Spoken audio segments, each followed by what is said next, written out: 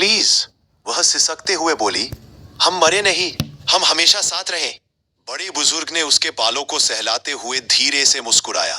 मूर्ख बच्ची, उसने उसे शांत किया। आखिरकार सभी मरते हैं और मैं सिर्फ इसलिए नहीं मरूंगी क्योंकि मैंने बर्फीला कमल नहीं खाया। इसमें चिंता की क्या बात है?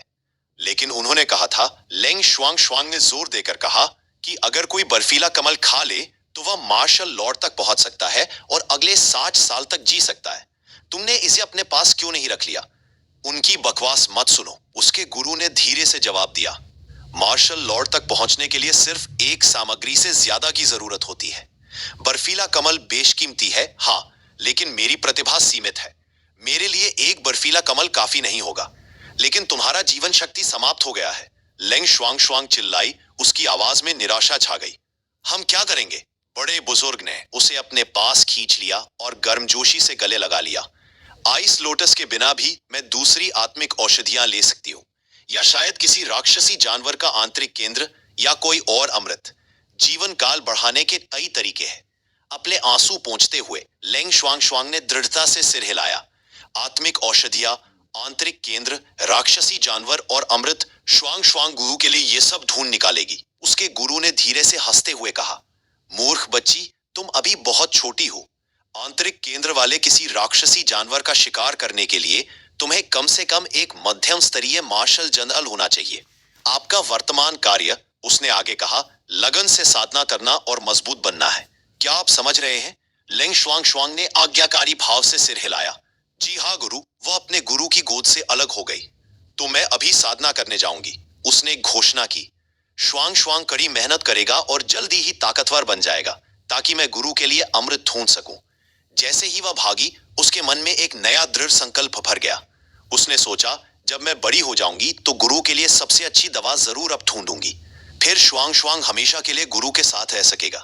यह सोचकर उसकी आंखों में फिर से आंसू आ गए। उसे अपने गुरु की बहुत याद आती थी। भाप से पकी हुई रोटी के स्वाद ने उसे एक गहरी याद दिला दी थी। उसे आइस लोटस के स्वाद की याद दिला दी, दुनिया का सबसे अनमोल स्वाद। विचारों में खोई हुई उसने नीचे देखा तो उसका कटोरा खाली था। वह खाने के लिए बैठी ही थी कि बहुत स्वादिष्ट, सूवू चिल्लाया, इसका स्वाद बिल्कुल मेरी माँ के हाथ के बने खाने जैसा है। हर निवाले के साथ उसे अपने बचपन के घर की याद आ जाती।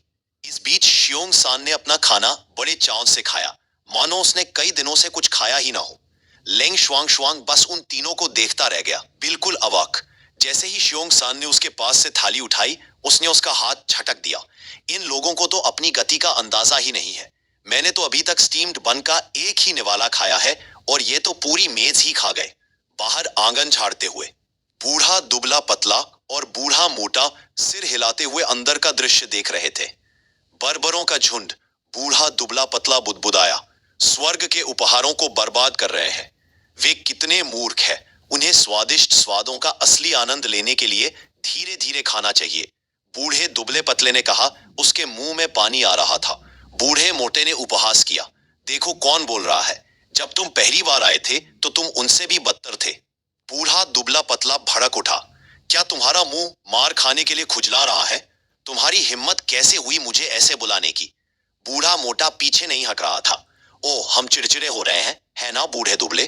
थोड़ा सा सच भी बर्दाश्त नहीं कर सकते? उसने पलटकर जवाब दिया, अभी खाने में 2 घंटे बाकी है। थोड़ी बहस करना चाहते हो? यह कहते हुए दोनों में हाथापाई शुरू हो गई। कोई भी झुकने को तैयार नहीं था। थप्पड़ों की आवाज आंगन में गूंज रही थी। नूडल्स का एक घूंट भरते हुए शियोंग सान अचानक चमकने लगा, सबको चौंका दिया। उसे एहसास हुआ कि वह अभी अभी मिड लेवल मार्शल मास्टर तक पहुंच गया है। उसके बगल में लेन शुआंग शुआंग हैरानी से देखता रहा। क्या हो रहा है? शियोंग दा, जो अभी भी खा रहा था, को भी कुछ ऐसी ही अनुभूति हुई। उसका शरीर एक पल के लिए कांप उठा, फिर वह भी आगे बढ़ता गया और उच्च स्तरीय मार्शल मास्टर तक पहुंच गया। पीछे ना रहने के लिए शियोंग एर सिर्फ सादा चावल खाकर एक रैंक ऊपर पहुंच गया। यह बिल्कुल अविश्वसनीय था। लेंग शुआंग शुआंग ने अपने शरीर में ऊर्जा का संचार महसूस किया। उसकी अड़चन ढीली होती जा रही थी। उसने सोचा, शायद अगर मैं थोड़ा और खा लूं तो मैं मार्शल किंग तक पहुंच सकती हूं। भोजन आध्यात्मिक ऊर्जा से भरपूर था। आधा पाउंड चावल में एक मध्यम स्तर के स्पिरिट स्टोन के बराबर ऊर्जा थी। स्पिरिट स्टोन में अशुद्धियां थी और उनसे साधना करने में समय लगता था और रूपांतरण दर केवल 60% थी।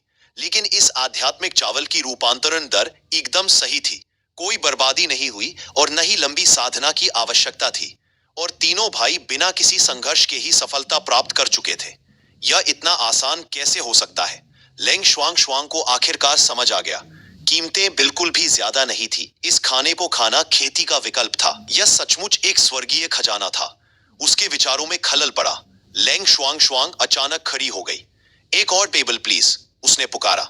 क्या तुम्हें लत लग गई है या कुछ और? शियोंग सान ने बीच में कहा।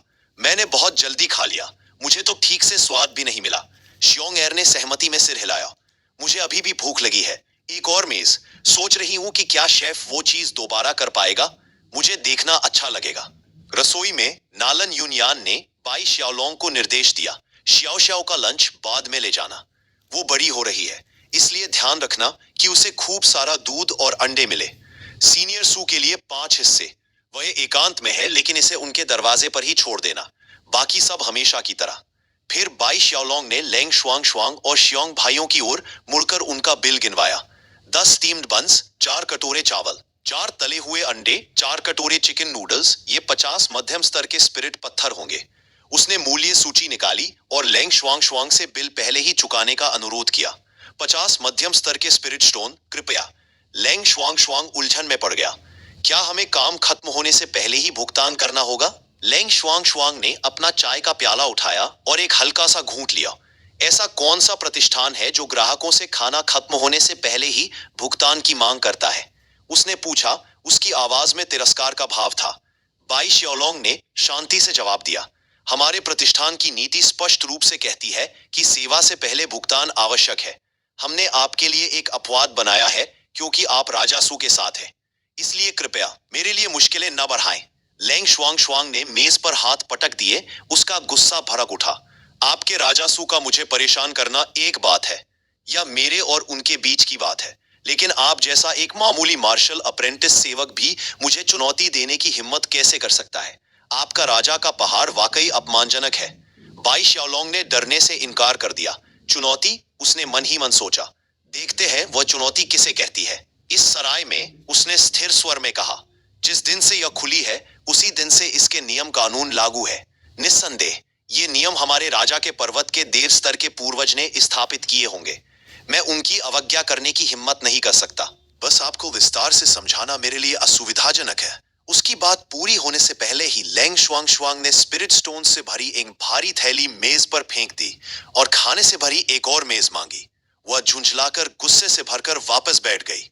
जब तुम्हारा राजा सू आएगा तो मैं उससे स्पष्टीकरण मांगूंगी। ये कैसी मेहमान नवाजी है? इस बीच बाई श्याओलोंग ने लगन से स्पिरिट स्टोन गिने, फिर लेंग शुआंग शुआंग की ओर मुड़ा। मिस, उसने कहा, यह काफी नहीं है। यहां सिर्फ 32 मध्यम स्तर के स्पिरिट स्टोन और 11 निम्न स्तर के हैं। इससे तो मौजूदा बिल भी नहीं निकलेगा। एक और टेबल की तो बात ही छोड़ दीजिए। लेंग शुआंग शुआंग की भौहें तन गई। उसने सोचा, यह तो बुरा है। जब उसने अपना संप्रदाय छोड़ा था तब वह अपने साथ ज्यादा आत्मिक पत्थर नहीं लाई थी। उसका मासिक भत्ता सिर्फ 20 मध्यम स्तर के पत्थर थे। राजा के पहाड़ पर एक बार के भोजन के लिए भी पर्याप्त नहीं। यह बेहद अपमानजनक था।